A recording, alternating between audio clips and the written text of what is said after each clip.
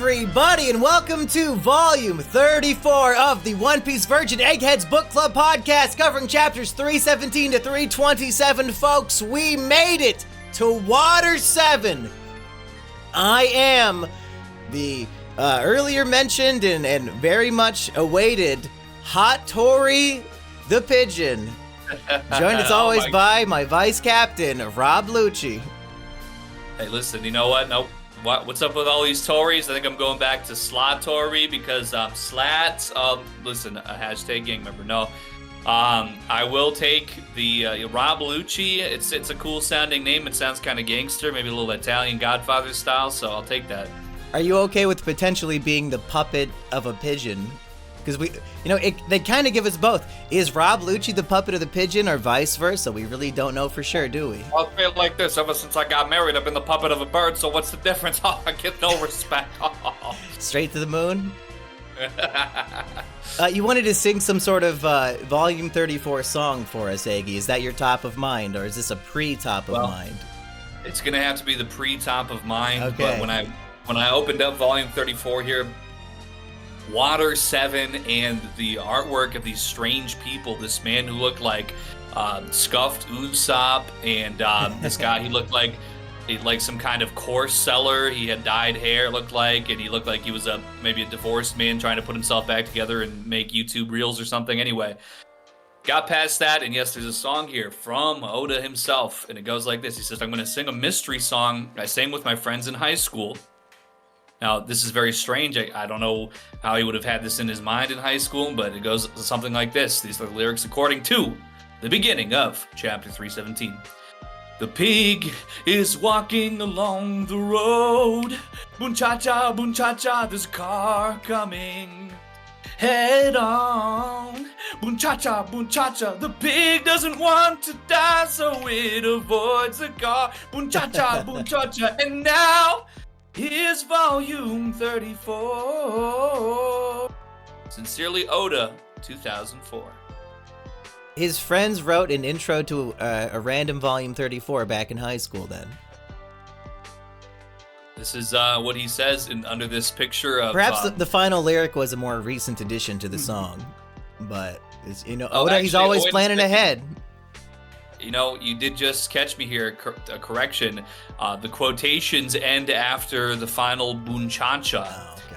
So I guess the 34 was in fact added for this particular purpose. I only just noticed that right now. But I guess you could say you've got Eggy on your face. Ain't that the truth? Oops. Eggy, we finish off Long Ring Long Land, and I don't think anybody was expecting where that arc was going to end up. Holy shit, perhaps the most intense fight in all of One Piece randomly happens after the fun and games, and then we go to Water 7. What is your top of mind, Aggie? Well, you kind of just spoke my truth right there. The power of the chili fruit was certainly not what I was not expecting. Can you imagine how disappointed Wings of Redemption would be if he got the chili fruit, thinking he's gonna have like Wendy's chili powers, like he can make it appear out of his hands, but then he's just freezing things. He'd push Kelly over, she'd become like an icicle and shatter and break. It's no good. I need these donations. I'm gonna thaw her out, I promise. No, listen, one thing about Wings is he would have all the insulation he needs, so if he accidentally freezes his entire trailer, he'd be fine because he's got plenty of insulation on his body. Probably won't be riding a bike on the ocean while freezing the water beneath him, because I don't see him riding a bike. Might be on like a hover-round scooter of some kind on the ocean, going past the dolphin. Okay, that'd be too good. If somebody makes fan art of Aokiji as Jordy Jordan or vice versa, I'm down. They're gonna get Volume 4 autographed? Yeah, I mean, so far every single art submission has won an autographed volume, and I think we just shipped those out this week, didn't we? Well, we might. I don't know. Oh, we signed them. We still need to get their addresses. Yeah. That's right, but we signed them to ship out. What is your top of mind, Aggie? Well, as I mentioned, the chili fruit, and it's not deliciously burger-fied. And, well, just Mr. Aokiji in and of himself, a complete blindside from every bit of his appearance here, from beginning to end. And in fact, well, just the one particular panel, which I made a note of it happening, but I don't know if I have the chapter here necessarily right handy. I'm sure I probably do if I just look at the chapter list here. Whatever the case is, there is a particular panel, probably 321, where Aokiji, he does freeze Luffy completely solid. All right, and it's it game is over. Definitely put to our knowledge that when you're in this frozen state, you are very fragile. And so he freezes Luffy completely solid, and then we just have this panel of him like lunging at Luffy, and then his foot like goes through some ice and shatters it. I thought that was it. I was like, okay, because I don't know. I've been kind of back and forth on it. Is somebody going to possibly perish and see a resurrection that's a main character? I just couldn't be for sure, but once again, as soon as I saw that panel, I said, okay, maybe Chopper's gonna like tape the ice cubes back together somehow. He's gonna come, but no, it's Aokiji just kicks some ice next to Luffy and decides for some reason to spare his life. He said, "Oh, you took care of Crocodile for me, so we'll call it even for now, and I'm just gonna go ride my bike across this water." And I think we might have seen Aokiji standing on the water before. Now, I don't know if I remember that exactly. I might be conflating two different things. He was riding his bicycle at the beginning of the arc on the ocean. Okay. That would make sense, because I was like, there was somebody on water, but I feel like it was there, but I couldn't quite recall. And then when I saw him in that particular panel as he's departing the island, then okay, it came back to me. But yes, I mean, I'm not gonna say that the chili fruit is like on the power scale of that and like the sand fruit. I mean, the whole like dehydrating you into a skeleton thing, pretty terrible. In fact, possibly chili might have more of a ability to recover, it seems like, from that than the sand fruit. But still, absolute horrifying, and I don't know if we have anything to fight that right now. Hopefully, maybe one day some sort of fiery man who might be related to Luffy in some kind of way can maybe help with that. But that is my top of mind. I mean, there was so much. If you melt them too quick, don't they just completely go away? Like, didn't it take a full week of warm showering to get these people back into shape? Ace might fucking kill you. I think it's like if you defrost ground beef in your sink, what you do is, I think they tell you you're not supposed to do this, but it's how I do it. Uh-oh. You like put it underneath your faucet, and you just have a very light stream of water constantly hitting it, because it's like the surface, or like it keeps introducing fresh, non-cooled water to it over and over again. I'm guessing that's probably similarly to how Robin and Luffy are helped here, or brought back. And I guess maybe I should say too, this kind of goes without Aokiji. Maybe I should just say him in general. I think maybe I did say that he was kind of just my top of mind.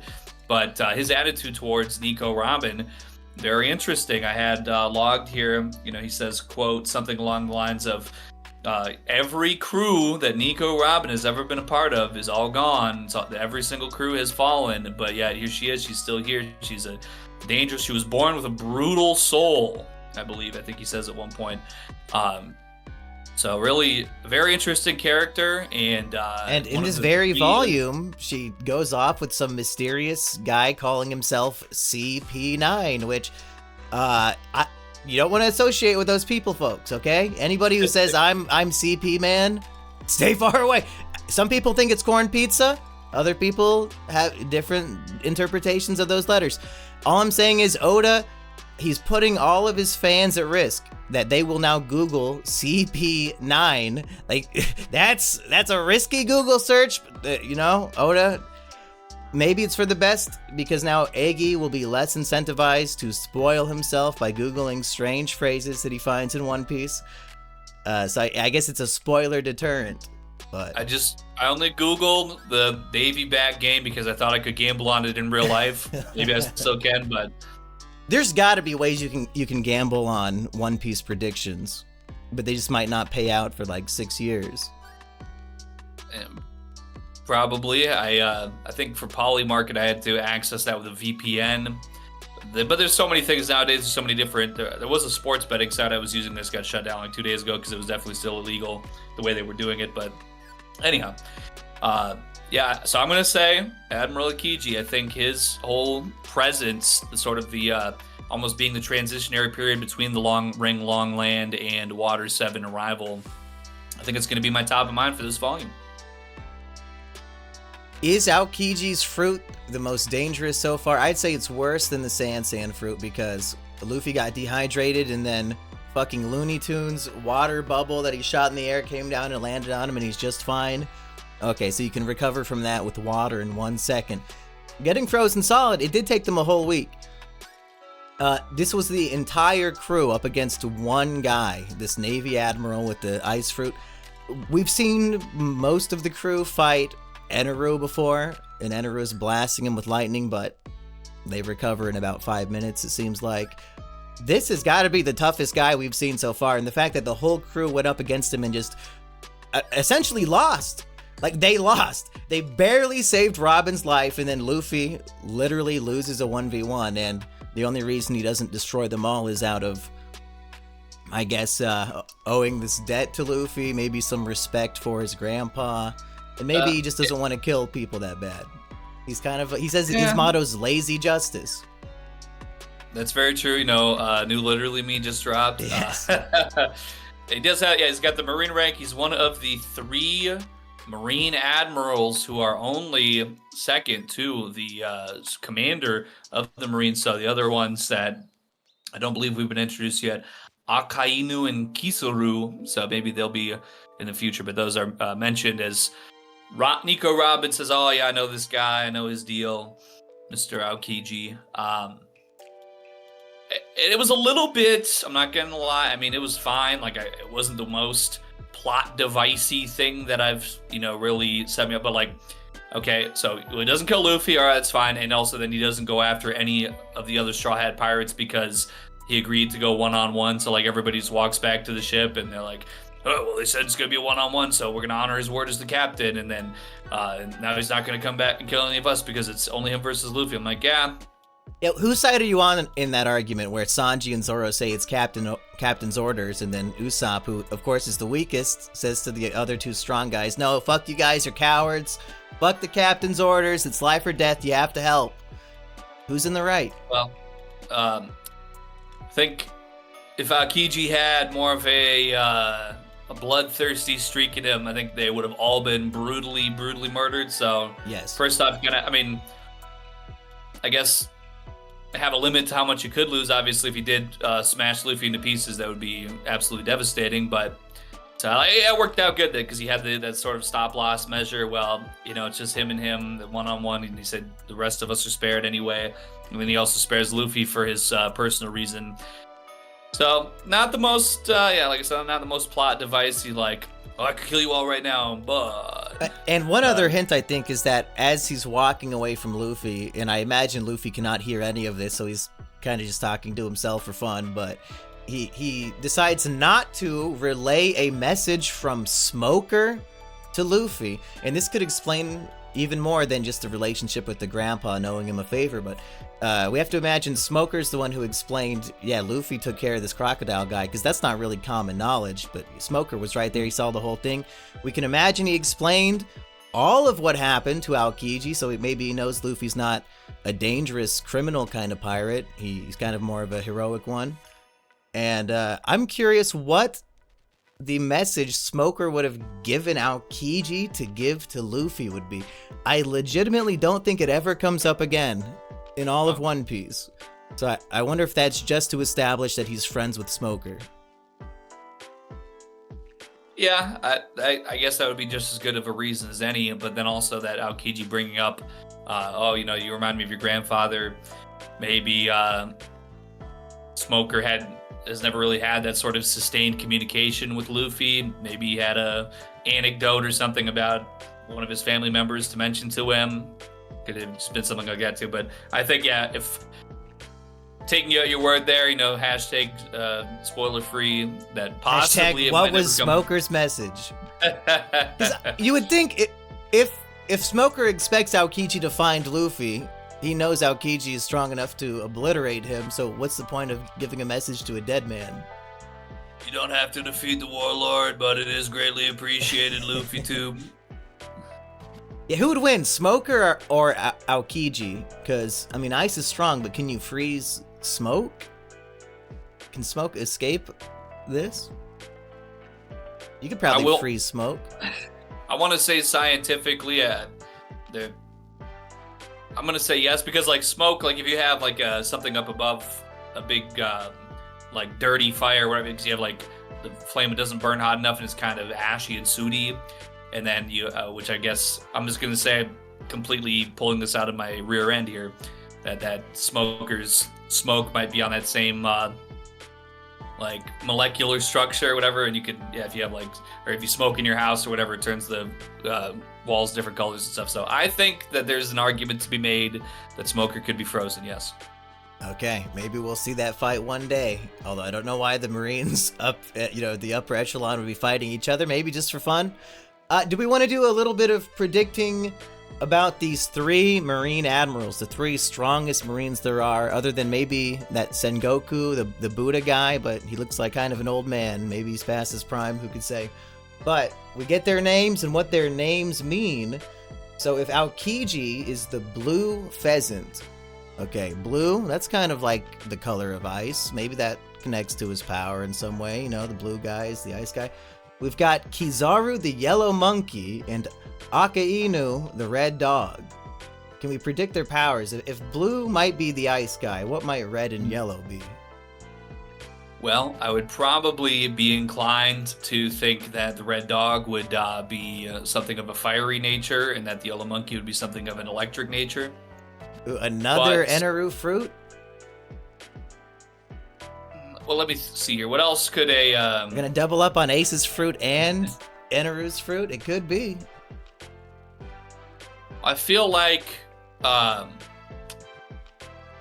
elements could be employed differently, but I guess I don't know off the top of my head if I would have a great example, because we do see, for instance, Aokiji, he forms the ice saber, so like I could think maybe like elemental weaponry, but obviously he also still has everything else to that too. He can freeze himself, he can freeze other people, he can freeze entire bodies of water for an entire week straight. I could maybe like something solar perhaps for yellow, but then what would red be? I guess you could, I don't know, like the blood moon, I don't know. Blood magic? Hey, blood magic, that's something that exists in like video games. Maybe, I mean, it might be a little bit graphic for One Piece, but I don't know. I mean, anything can happen in One Piece, anything. Okay, my top of mind, I want it to be us evaluating all of the shipwrights that we meet in Water 7, but that's so far at the end of the volume. Maybe let's just go through chronologically and we can do my top of mind at the end. Because if the whole mission of Water 7 is, hey, we need a new shipwright, and Oda, he's playing with the reader, saying, okay, I'm going to introduce a bunch of wacky shipwright characters, and any of them can join. Ice Poseidon here says, hey, what's his name, Iceberg. He says, yeah, anybody who wants to join can join, I don't care. So, I'm dying to hear, like, your ranking of these shipwrights and who you want to join the crew. Should we save that for later, or do you have it right now? Between Paulie, the rope guy, Kaku, the square-nosed Usopp who can jump on building tops, Pigeon guy, Rob Lucci, and is it just those 3? Because I don't think Iceberg would join. He's busy being the mayor. Right, and then Khalifa, she's like the secretary. She's a secretary, yeah. I mean, to be honest, objectively, who I think is going to be the most suited and beneficial for the Straw Hat crew, I'm definitely going to have to give it to Kaku, for sure. I kind of feel like... We need 2 long-nosed guys. Yeah, well, he was definitely the first thing that I noticed. Second would be, I believe, the mouse in Iceberg's pocket. He calls it Tyrannosaurus. So because I didn't know these people were looking at the volume cover for the first time. Kaku had a very striking appearance. I think I called him the French fry nose guy, because I just knew that was the first thing that I noticed. So I was like, whoever that guy is, eye-catching. But just even the fact that he gets mistaken a couple of times for Usopp by his own crew members, people from the Straw Hat crew. Like Zoro's on the ship taking a nap while everyone's in Water 7 doing things. He's like, Kaku is he's got maybe like a flying squirrel power. I don't know if he's truly flying. It kind of seems like he descends and comes down. So he's got some kind of flight mechanic going on, which I think that could be used in a beneficial way for what the Straw Hat crew could need in the future. I don't think we have anything quite like it other than Robin with her, like she could sprout a hand with an eye on it, but that might come in handy. I think he's just cut from the Usopp cloth. He's a shipwright. This is what he does. He looks like Usopp. He's got good manners. I'm not saying that Rob Lucci and Polly don't. Well, Polly, I don't know. He's a little abrasive. Rob Lucci, I like him, but he's kind of a little bit freaky. I think Kaku, I love Rob Lucci so much. Rob Lucci and Hattori. Something about it. It's a pigeon wearing a tie who sits on your shoulder and speaks on your behalf to insult people. And then Rob Lucci's wearing, his dapper hat. His fingers are so strong that he's like breaking the concrete to catch himself when he falls. And he like effortlessly captures Polly, so we know he's better than Polly. I guess Polly might be down at the bottom of our list here. He does try to steal all their money. Yeah. I would rank them that way. At least me personally, I would go Kaku, the Rob Lucci and Hattori combo. If I was going to separate him, Hattori would be above him, of course, and then Polly at the bottom. Because, when Rob Lucci has got that strength, he's got good misdirection abilities, so that's fine, but I feel like what we're looking for here in a shipwright, somebody who's knowledgeable with utility, I'm going to have to give it to Kaku. And he would be one of the oldest on the crew. What do you say? He's 23 or 24, but he has the vernacular of an old man. Everybody else on the crew is like 17, other than Robin, I think. So, and Robin's like, I think, early 30s. She might be needing somebody a little older on the crew to join her. Kaku seems like he's got a good, reasonably square head on his shoulders, and he might be sort of that mediator, that median man that the crew's been looking for. Now, sometimes I have these cultural osmosis moments where I'm like, maybe I might have heard this or seen this. I don't have anything truly in this volume, like towards the beginning of the volume after Luffy is victorious in the Davy Back fights, that he could choose some seemingly very qualified shipwrights. Yeah, they have like 50 shipwrights to choose from. I'm not going to lie, I was like, well, I'm guessing he needs one, but I don't, like, cultural osmosis moment, I don't remember hearing about this being anything, so for all I knew, he was maybe about to pick up a Foxy Pirate for a couple volumes and then split up at some point, but that was not the case. He would rather paint them a brand new one. Speaking of which, it is about time to go through this chronologically since we're almost half an hour in, but we do have a comment. Aggie, do you remember? There's this guy in the comments, he's not caught up with the members, okay? So he's always 2 weeks behind what we're actually talking about. And I think last week, or maybe the week before, we read his comment saying why Skypiea is dog shit. Oh, it's dragging on. I hate this. What's the point? We've got an update from him, okay? Okay. He says, the snake annoyed me so much. The constant choo-la-la noise was somehow grating my ears, even though it's just letters on a page. But the backstory immediately made up for it. 10 out of 10. S-tier character! That's right! My favorite volume of One Piece saves another soul, convinces another doubter that it is pure Kino. Well, listen, you know what? Chulala. Listen, I'm kind of a quirked up white boy with the sauce gamer style, so okay. I understand my taste is not everybody's taste. So I understand that, and he still had a very good opinion on certainly one of the most substantial, if not the most substantial parts of the volume. So 2 thumbs up from this side. Okay, we're at chapter 317. Luffy's getting his ass beat in this Davy Back 1v1 with Foxy. But it's so impressive that Luffy keeps getting back up that even Foxy's own crew starts cheering for Luffy. I mean, I think we've all been there. I'm not much for playing sports, obviously, as you can see, but I like some good conflict, good combat. A close fight is much better than a one-sided, lopsided fight. So when you really have people giving it their all, really going balls to the wall, toe to toe, maybe some other things to the wall because they're getting knocked around pretty good here. I can definitely understand where the Foxy crew is coming from here and their enjoyment of the fight. And, well, the way that this fight concludes, I don't think it could have been written any better, to be quite sincerely honest. And I had a suspicion, was this inspired by, and we all know what I'm about to say, Bo-bo-bo, bo-bo-bo-bo. Bo-bo-bo, bo-bo-bo-bo. I said it correctly. Here's the thing, folks. Bo-bo-bo, he has this big afro, and he often in combat will have random things come out of his afro to attack his enemies. To win this fight against Foxy, Luffy just so happens to have some of the shattered mirror in his afro that he's able to pull out and deflect the slow beam back to Foxy to defeat him. I was thinking, well, we get a main character in a wacky fight, pull something out of his afro to save the day.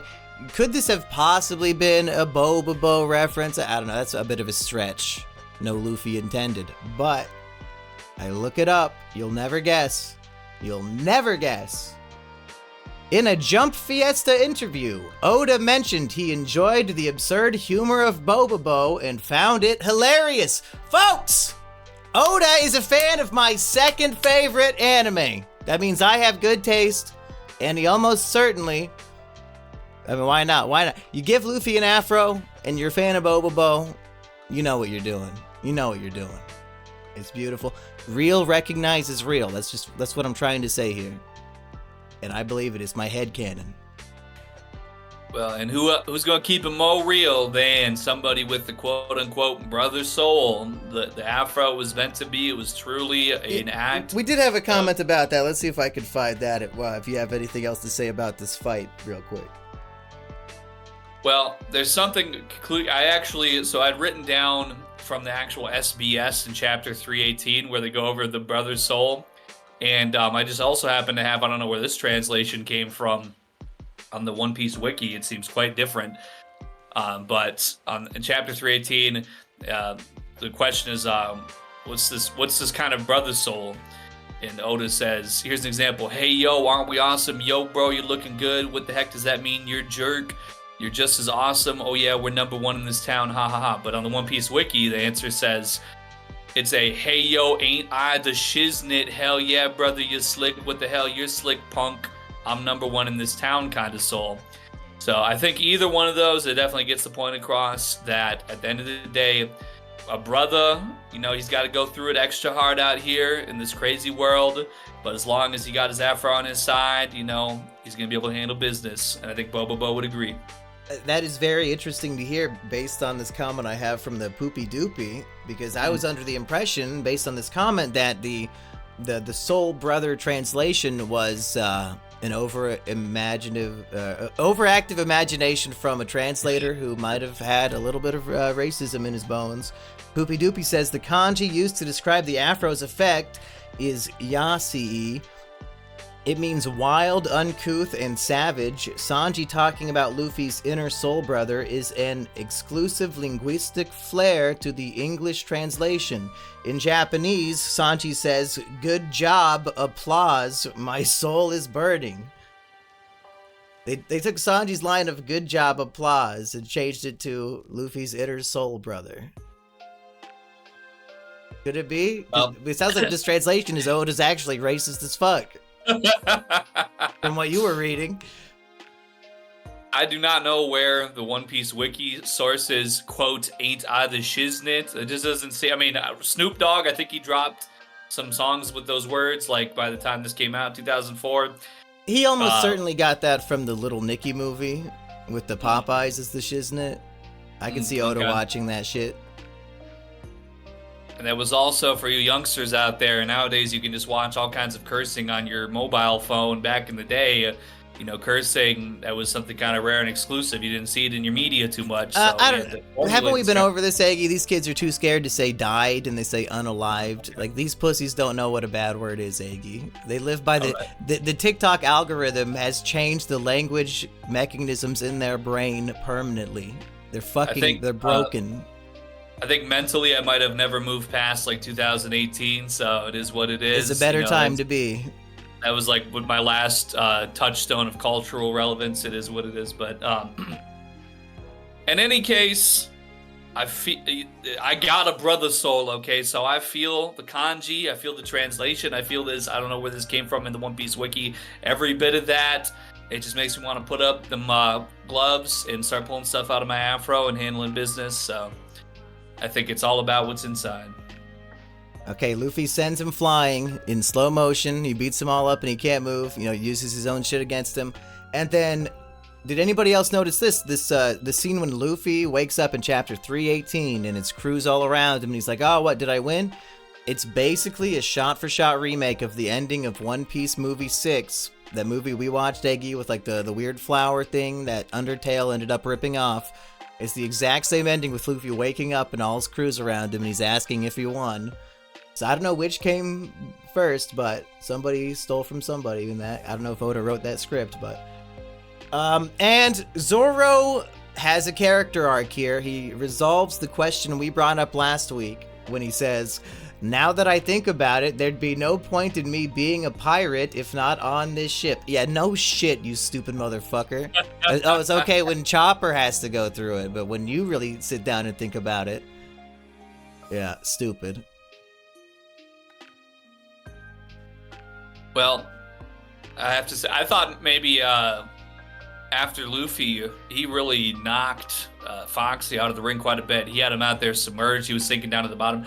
With Foxy having a devil fruit, I thought for maybe a few panels that maybe skip that. I keep on anticipating this. Like I said a little bit ago, I'm anticipating somebody has to die at some point. I mean, it's life, folks. You know what? That's life. If you got a crew of 5,000, somebody's going to fish you out of the water. Yeah.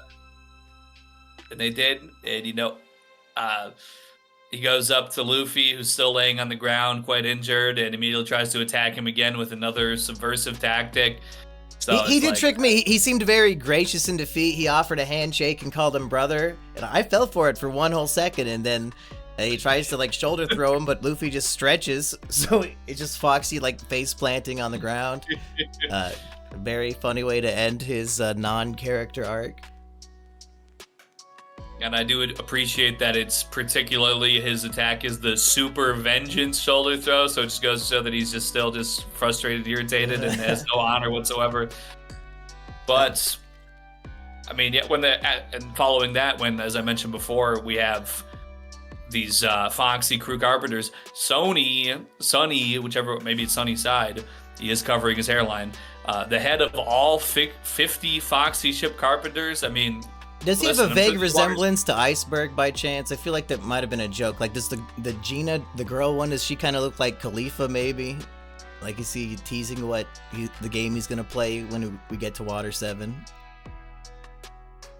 I could see Khalifa just with the short blonde hair. Generally speaking, the way that Oda draws these women so far, with all due respect, they all kind of resemble each other to me. I feel like the male characters and maybe the fishmen and animals and things like that have more definition in their features, other than their hair and maybe some slight facial things. That's just how I feel. But I mean, I could see it. I don't know if do I have a picture of Iceberg right up here to put up against him. Nah. Maybe not. Maybe I'm stretching there. Pulling a bit of a Luffy. I mean, I kind of see it, but I feel like his vertical beard and the dyed hair are really what make. And he's kind of got yeah. So I'm gonna say, for me, no. Okay. I'm gonna have to. That's fair. But we'll get back to it at the end of Water 7. Maybe I can convince you of something. Best of 50 carpenters. I'm just saying. I mean, that's got to be damn near a Water 7. That's got to be at least close to Poly, right? I'm just saying. How much experience can he have if he's just helping Foxy's shitty ships? You saw the operation on Water 7. They got giant tools for building these galleons. You want to get a Water 7 ship right. You don't want none of this Foxy trash. But now Luffy does not want any. He takes their Jolly Roger, paints them a new one on their sail, and they're just humiliated as pirates, and maybe nobody will ever want to play games with them again, because how embarrassing. Or if anything, they'll seem so weak and humiliated that, if anything, they'll be more able to trick strong crews into playing the game. Because Foxy still has his power, so I don't know. Will we see Foxy again, Aggie? Because this is the last of Foxy as far as Long Ring, Long Land.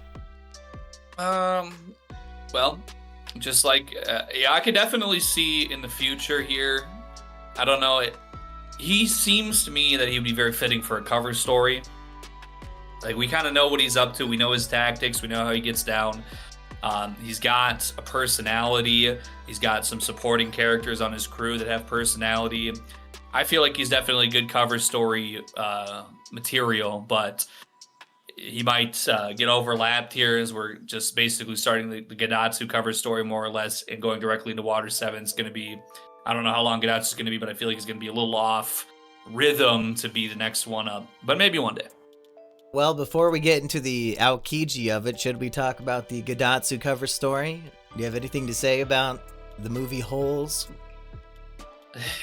Well, yeah, I didn't make that comparison so immediately, I guess.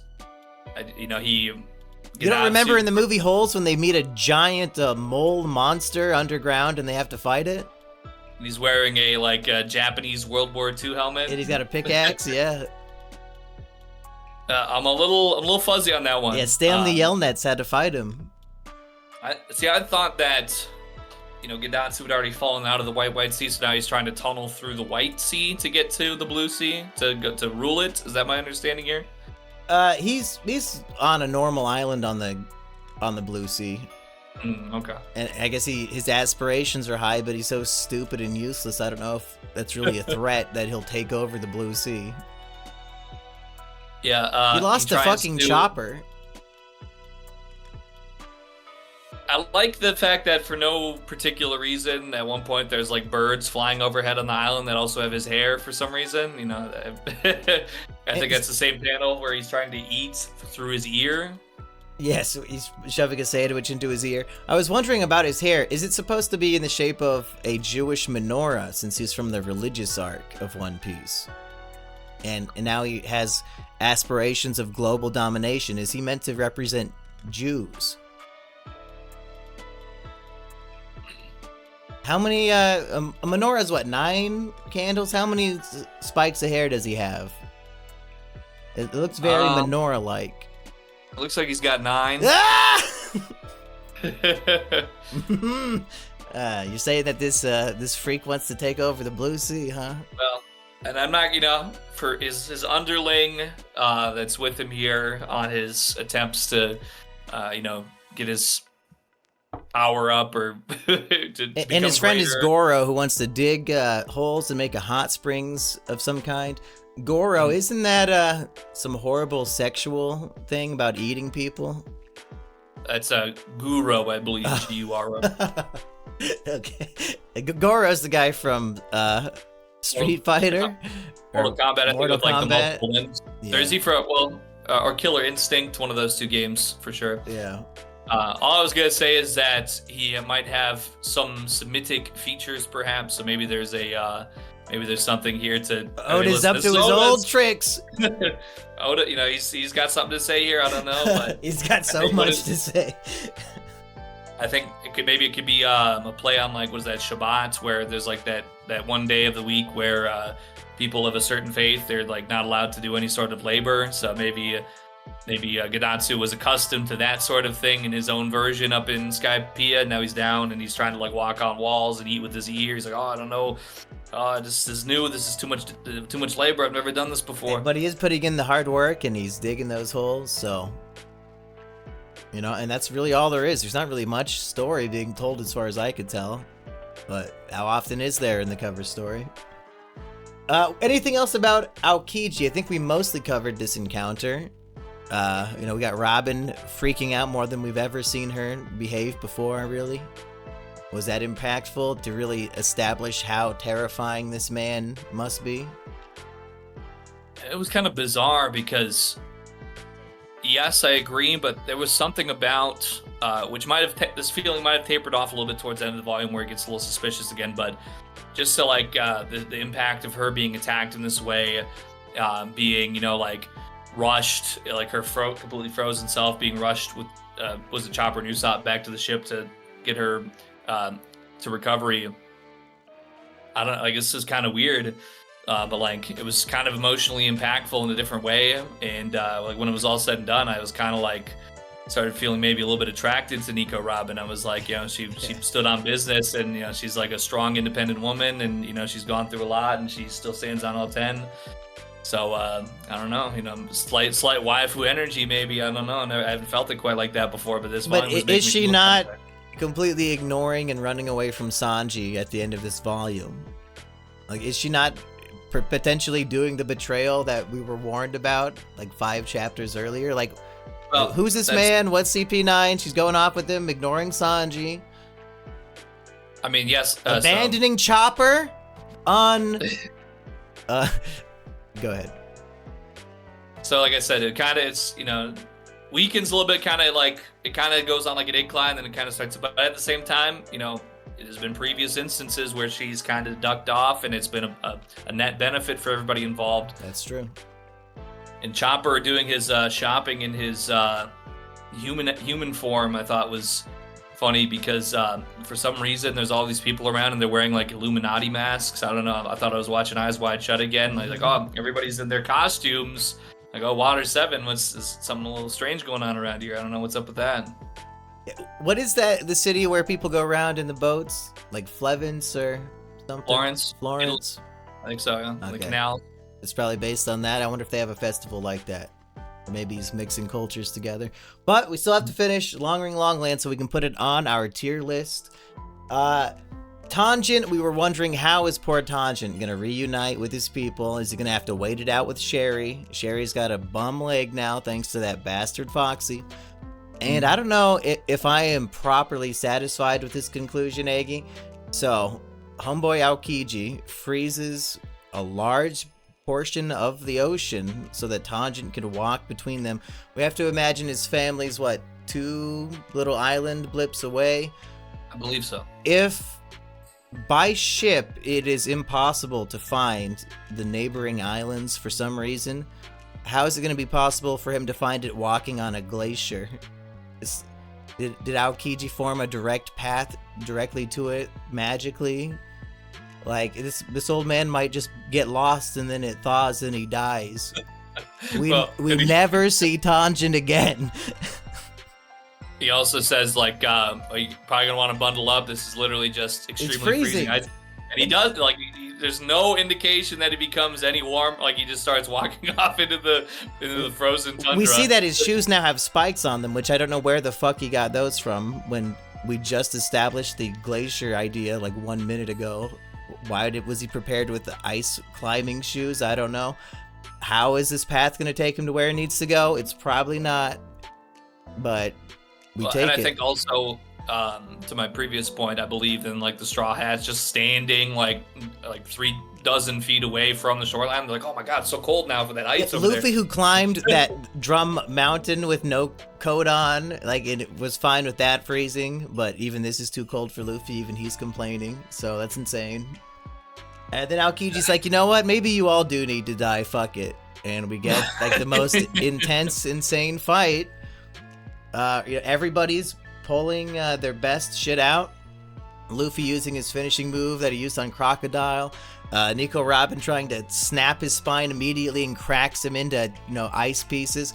Usopp literally saves Robin's life. He's about to stomp her into pieces, and he runs towards the most powerful opponent he's ever seen and saves Robin. I thought that was a clutch Usopp moment. One of his best ever, even though he's not doing any damage, but then again, none of them are. Okay, saving Robin is way more impressive than fighting a bad guy with a super epic attack. Anything else from this fight, Aggie?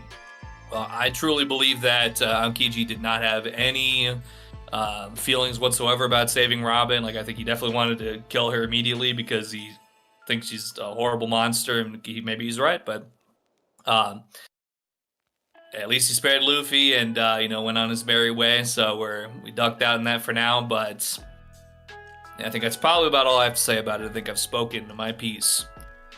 It was very cool seeing the monster trio of Luffy, Sanji, and Zoro. Saying those in the wrong order is going to piss off some Zoro fan, my bad. But that was alphabetical order. ASZ, the ASC, or no, LSC, my bad. You guys know what I'm talking about, those of you in the future. I like seeing their combo attacks, and they're all pulling out some big moves on him, and then he like freezes all three of them at the same time.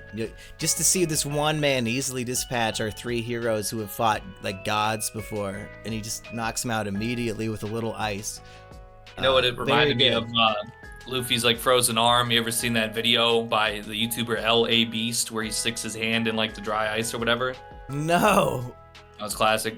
Yeah, he puts some kind of powder on his hand or something. He puts his arm into this liquid, and it like forms all these ice crystals around his arm, and he starts like screaming. He's like the most immediate, like horrible suffering imaginable. Like that's exactly how I imagine Luffy when his arm got frozen. Okay, I'll have to show you that. Yeah, we do need to watch that. I'm gonna pull up our list here of the One Piece arc tiers. Would you like to hear where anything is on your list here before you put Long Ring, Long Land on? Just to summarize for the audience at home, S tier, Aiki has Skypiea and Alabasta. A tier, Baratie, Arlong Park, Jaya. The king of B tier is Drum Island. So I know Romance Dawn is still, or was Romance Dawn my bottom, or was it? You've got that in B tier. Your bottom is Logtown in C tier. What's my second? What's my bottom three right here? Reverse Mountain and Logtown are both in C tier, and then B tier, the bottom one is Whiskey Peak. I'm gonna put it above Whiskey Peak. Okay, Aggie's got Long Ring, Long Land in the B tier. Any reasons why? I really enjoyed the Foxy Pirates. I enjoyed the island. It was fun and everything like that, but arguably Whiskey Peak might have had more to bring to like the story in the long term, but I feel like my enjoyment of everything that transpired on Long Ring, Long Land was still overall greater than the combat and the sort of foundation building of Baroque works at Whiskey Peak. So even though that might have contributed more to the story, I think just as far as the arc in and of itself, I enjoyed more of the shenanigans and the hijinks and the aesthetics and everything of Long Ring, Long Land over Whiskey Peak.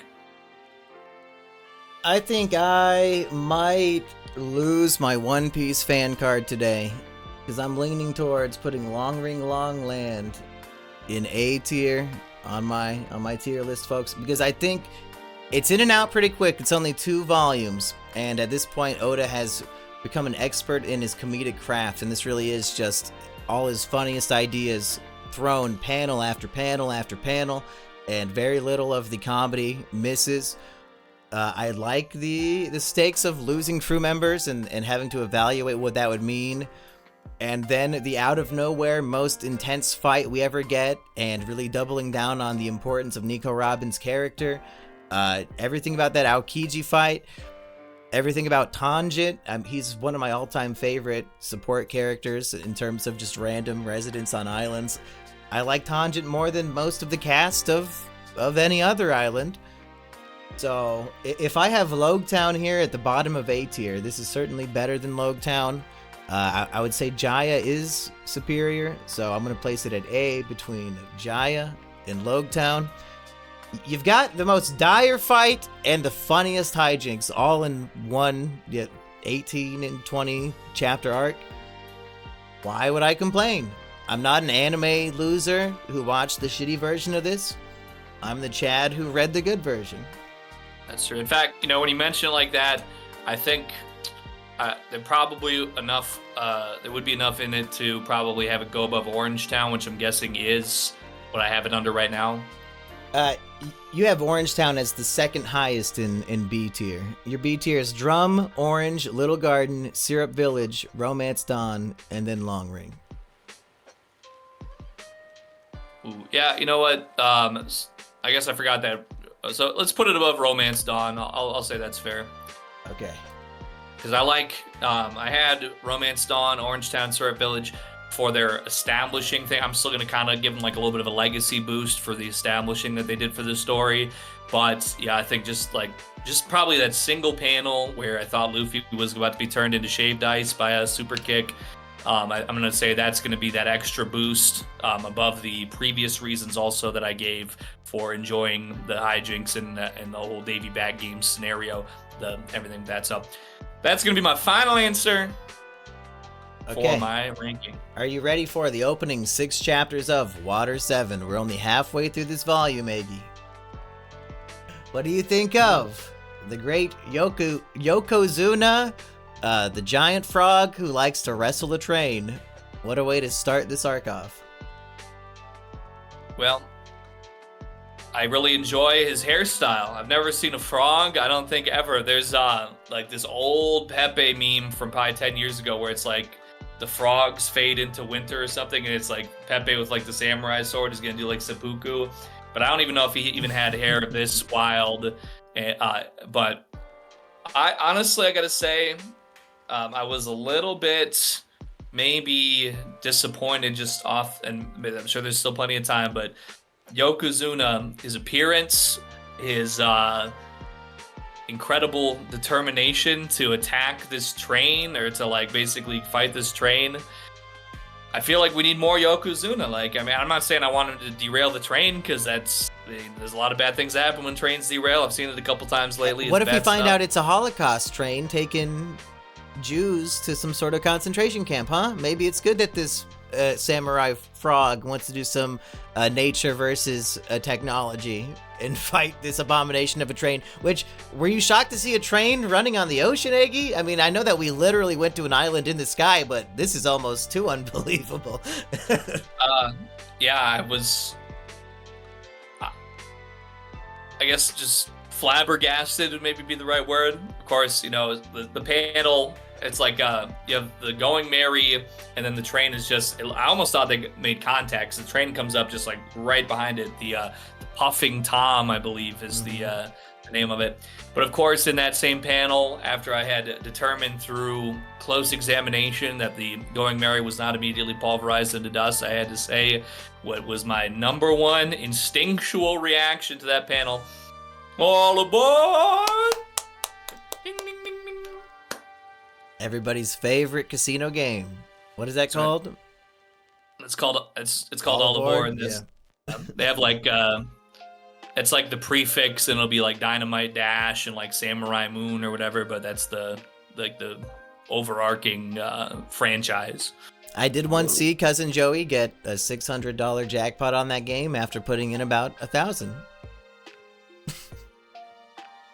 And the games I like to play, the place in 3x3s, they have some similar characteristics to the All Aboards, but they're just missing the beautiful, beautiful sound effects that I love so much. And I'm sure the Puffing Tom sounds exactly the same. Okay, so Eggy's hoping for more Yokozuna in the future. Hopefully he gets as much backstory as our beloved snake by the name of Nola, I believe was the snake's name. We also meet at this lighthouse train station this drunken grandma named Kokoro, her granddaughter, Chimney's the name of the daughter, I believe. And then they have Gonbi, who's we're told it's a cat, but it's actually a rabbit. And this is not going to be relevant to Eggy for maybe 9 or 10 volumes, but I thought it was slightly brilliant for, in this introduction panel of these 3 characters, for this animal to be presented as one thing when it's actually another. It's just one of Oda's ways of winking at you, saying, hey, I've got everything planned from the exact moment I introduce everybody, and don't you ever doubt it. Well, you know, Kokoro seems like a really nice lady. She also seemed a little bit horrifying, but, you know, if there's one person who knows that if you're sitting alone and drinking in like some building somewhere in a mostly isolated place for years on end, you might look a little freakish after it's all said and done. Is Kokoro literally you? She got so drunk that she forgot she was calling the authorities to report the Straw Hats. She's gonna write like a letter of recommendation to Mayor Iceberg, but then just says very plainly, look at their ship, and then kisses it, and it makes him so upset he rips it up. But he finds her freakish too. Yeah, listen, you know what? Grannies need some love too. It is what it is. I can't judge. I mean, I hate, maybe it's a look it in the mirror kind of thing, but, Kokoro, she's probably about as close to a female literally me as there is out there. She's kind of maybe a little pudgy, a long, narrow skull, long hair, and love the creature, as you might say. So maybe it was just one of those things. I got to face facts now that I think about it, and maybe actually I love Kokoro. Hey, Chimney, I've never seen her frown. She's always smiling, so her grandma must be keeping her happy. Can't be that bad of a person, even if you're always chugging booze. Frankly, I hear that it makes you a much better person, and everybody loves you a lot more when you do it. So yeah, you get more annoying when you stop drinking. In most cases, with alcoholics, people want to keep them plastered. Any thoughts on the island of Water 7, Agi? Well, I will say, once again, I'll bring up that cultural osmosis thing, and also just the fact that the volume, or that the arc was at the last volume. It started defining as Water 7 in the volume cover. I'm familiar with it. I'm thinking like Water 7, like, so what the, like, when I think of something like that, I'm thinking like Star Trek Deep Space Nine. Like, is this like the quadrant? Like, oh, this is like the 7th water, and there's like maybe all these different independent waters. I don't know if there really is an explanation for that. Maybe it'll come eventually, but I don't believe there's been anything to really indicate yet why it is Water 7 and not like Water Island or something. Or Ship Island. Shipwright Island. Yeah, I'm trying to think if I know why it's 7. Maybe it just sounded good. It kind of reminds me of like California or Florida, where they're like, oh, hey, everything's underwater, but we still built here anyway. And just keep building on top of the other shit. Yeah, That's the plan, I think, on the coast for the next 50 years. Is this Oda making commentary about climate change and how all the oceans are rising? Humanity will just keep building on top. Maybe. I guess it is as much of a reason for the design as anything, but with the design considered, I think it's a fine design. It's not like it didn't. How do I say? Because I'm not like a naval guy. I guess it's kind of maybe ironic to say as I'm going into the One Piece here, and maybe I'll become more tapped into the ship industry here, maybe especially through this arc and these volumes. But yeah, it's like, that's cool. It's on the water, and the design's pretty cool, and I like how people are riding the like seahorse creatures around. Yeah, what do you think of this when they Luffy, Usopp, and Nami, they want to go into town to trade their gold for some berries, and they have to go to the bull rental shop, Agi. You ever think about renting a bull for you and your fine lady and your long-nosed friend? Well, I will say this much. The bull shop owner looked like Florian Himsel? Yeah, I was going to say that as well. Striking resemblance. When it comes to bull rental, I think I would have been just as surprised to have had the Reddit definition show up as I was to have that seahorse creature show up. Yeah, why did he call him that? Yeah, because they don't refer to them as, I guess it's like the slang term, and maybe that's how it is for the Reddit definition also. Well, the proper Toro kind of bull also exists in the One Piece world, so I don't know why we need two creatures with the same name. But I did think that the guy looked like Florian. I like that Luffy was not gonna hide the fact that they have all that gold with them. He's just showing it off. And did you have any worry that they would lose some of this gold on the way to cashing it in? I did have a little bit of worry, which only was exacerbated pretty much throughout the entire rest of the volume. It was funny that when they're there and they're getting the gold of praise, that Luffy's like, oh yeah, it's this much, and it's worth, and like, oh, you're gonna give me 100 million berries for, and like everybody's like, you hear him screaming about it outside the door, and like everybody's gathering around the door, like, oh, he's getting how much money in there? And then Nami comes in clutch and gets triple the offer. She's not gonna get scammed by these do not redeem people. And people say, oh, Nami, she's useless. Who else would have rode Luffy on a waiver off of the Giant Jack Okay, who else is gonna negotiate to get triple the money? Nami, she navigates them everywhere. People saying that kind of shit are speed readers, in my opinion. But so they each have a briefcase with 100 million berries in it, and by the end of the volume, I don't know, it looks like a certain Frankie family, some bounty hunters who attack Zoro and get all defeated in one move. They keep trying to steal these briefcases of money, and Aokiji, is Nami wrong here? She says, oh, look, Usopp's briefcases are right here, it's fine. But in the panel when he's getting jumped at the very end, he's holding a briefcase in each hand. Where did these extra 2 briefcases come from that are confusing Nami? Well, so there's an instance pretty much right after Luffy, Zoro, and Nami, Luffy, Usopp, and Nami get their money, where Luffy basically throws it in the. I was like, I have this sneaking suspicion from first off her negotiating for more, and then also that panel which you just spoke of towards the end of the volume. That it's sort of like a to bring gambling back into it. There's such a thing as like the high water mark, to quote Vegas Matt, where you're at you have an upper limit of how much money you've gotten out of a deal, but then you might have your break even point. So I'm thinking to myself, we know that the initial offer value of the gold was said 100 million.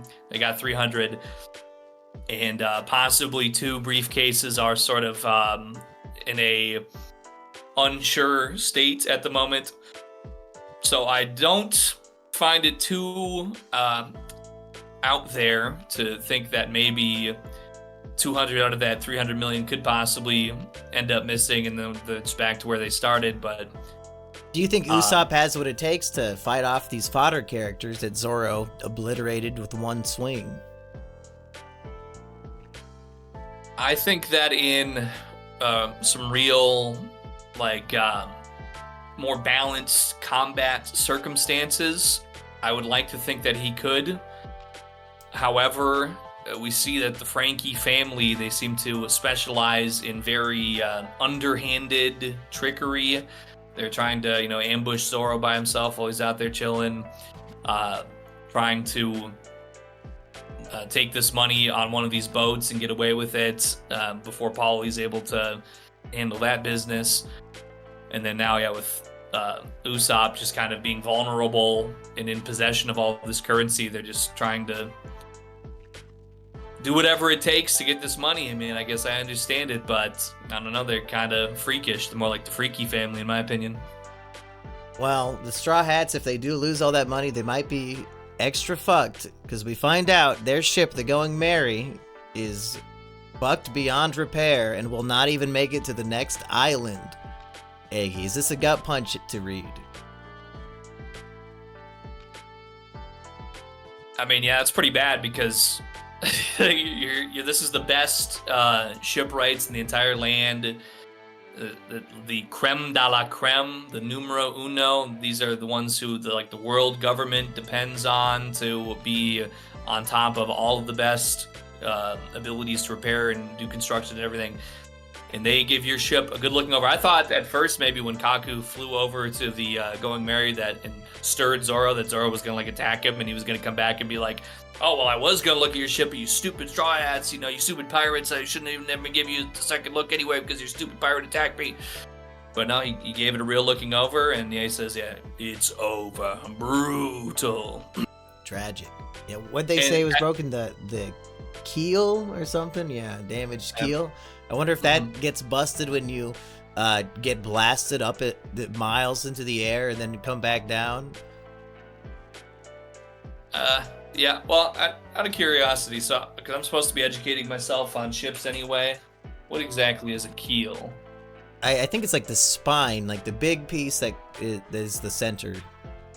The longitudinal structure along the center line at the bottom of a vessel's hull on which the rest of the hull is built. Okay, so basically, yeah, the undercarriage, maybe that's how I would feel it for a motor vehicle. Yeah, if that's destroyed, I mean, yeah, I guess you're not having the base to build up off of. That's tough. So how do they get a new ship if they're losing all their money? I mean, we're staying on Water 7 for a while, maybe. Well, they need to be here for a week. I believe it's mentioned that that's how long they need to be here, so we got that long anyway. Maybe they can take the train somewhere else and go. But if you're going to get a new ship, this might be the place to do it, where the shipbuilders are. I think so. Perhaps, I guess this is something that comes to mind for me right here. First, I was thinking, okay,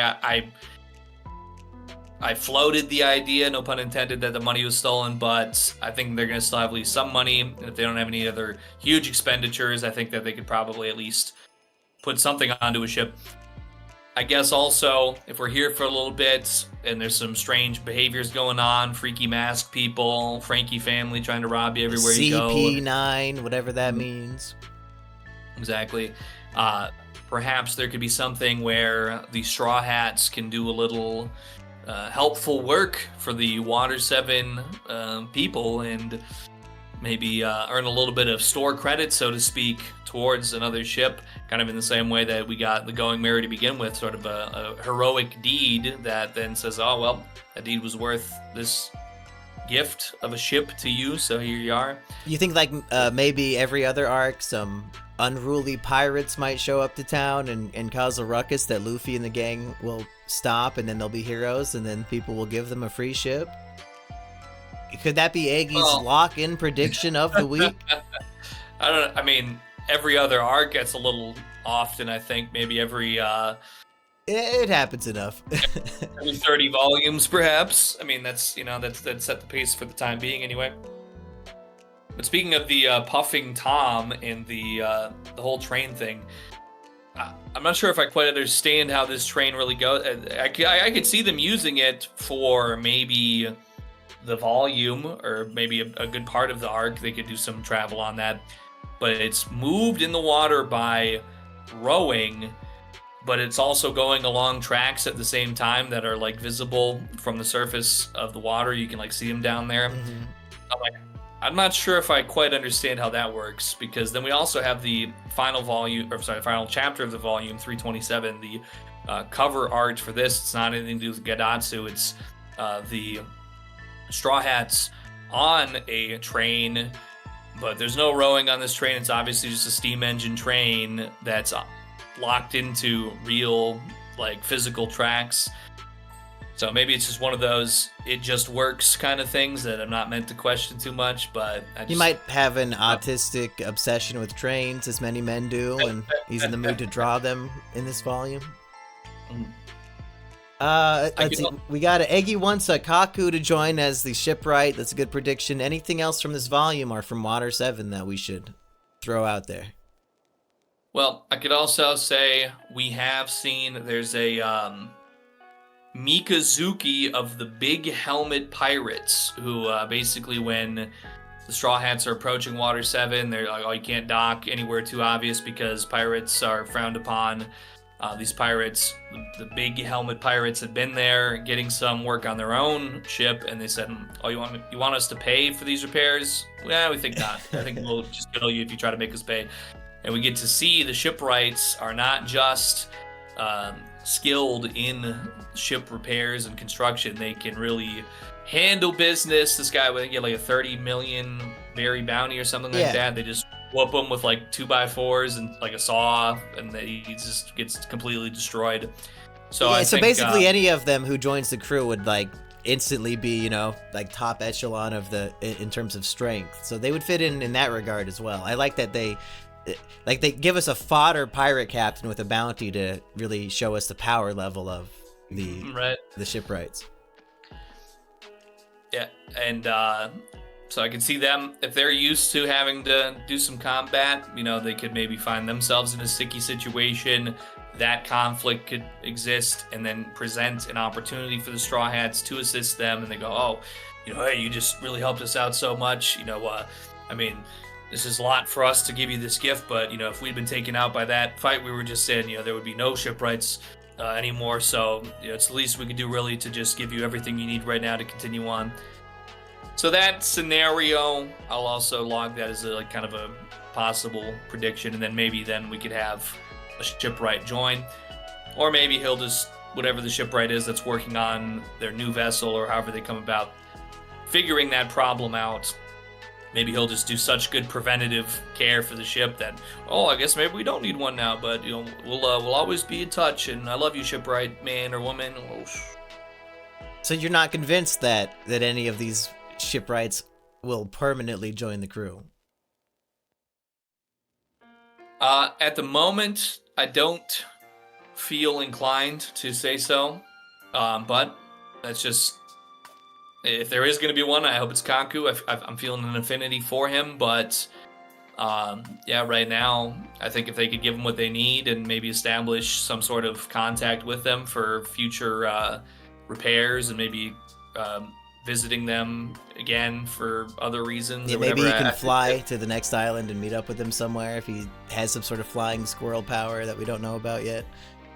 Yeah. Well, I guess the train could work there also, yeah. Maybe if it goes a certain amount of distance, yeah. Eggy, I need to repeat a story I told last week just to build up the hype for next week, because the moment that saved One Piece for me after my 10-year time skip of not being involved is coming up. Like I said before, as a kid, I was all in on One Piece. I was there every week. I even owned all of the volumes up until, I think, the Grand Line. So that was 10 or 11 of them. I didn't quit One Piece. One Piece quit me. They stopped dubbing it in English, so I just ran out of episodes as a kid. And then I did not get back into it. For 10 years, I did a Mumkeys anime review of One Piece, but I let the audience write the script out of the comment section, which means I said the N-word probably 5 times in that video. And then one day in either 18 or 19, I'm scrolling through the channels on TV. Toonami is playing One Piece. I say, well, fuck it. I used to love One Piece. Let's check out a random episode of One Piece and see what's going down. And there's a fight between 2 characters on the beach of Water 7. And it was the most amazing thing I'd ever seen in my entire life, Aggie. And I had to know the context. I had to know how this was happening and why. And I immediately restarted One Piece to catch back up. Well, I'll say this much, too, because we do get I believe it's Iceberg himself, in regards to the Frankie family, says, those are just like the street goons. The real, upper echelon hides in the shadows, so the real Frankie puppet master. So we have a unknown strength antagonist there, I think, in him, because obviously the Frankie family is attacking the ship with Zoro on it. They're trying to steal money from the Straw Hats. There's this antagonistic buildup on them. Maybe in the next volume, I could see if we get a reveal, maybe not even the head honcho, but maybe the second in command of the Frankie family. And if they have something against the Straw Hats, and the Straw Hats are being buddy-buddy with shipwrights, maybe they'll want to be doing something there. So I'm going to feel pretty strongly on more development of the upper echelon of the Frankie family, I think, too, just off of what Iceberg mentions in this volume. Okay. Any predictions about what I'm hyping up here? You think it's going to be fighting a Frankie family member? That is going to be my prediction, I think, yes. And I'll say this, not to overhype it, but to be fair, did I overhype Noland and Kalgara, Aggie? Or was that an appropriate amount of hype? I think in the next volume, Oda's writing evolves in maturity, and it becomes a story that I did not imagine One Piece would ever be. Like the writing, and specifically how the characters are speaking to each other, it evolves One Piece. It truly does. And I want to get your take on it next week. It's going to be a wild volume, Maggie. I can't wait. All right. Well, I'm going to let it speak for itself. I think I've made enough predictions. I'm ready to tear into it here very soon. I think that's all we have for volume 34. I have Long Ring, Long Land in the A tier, just a few spots away from Arlong Park, folks. They're in the same tier. It is what it is. Tell me that the fight with Arlong is better than the fight with Aokiji. Do it. I don't believe you. Arlong got fucking stomped as soon as Luffy took it serious and got his feet out of the cement. Be honest. No, it was still pretty good. Yeah. I mean, it's literally better on my tier list. That's all, folks. I'll see you next time. Whoopee.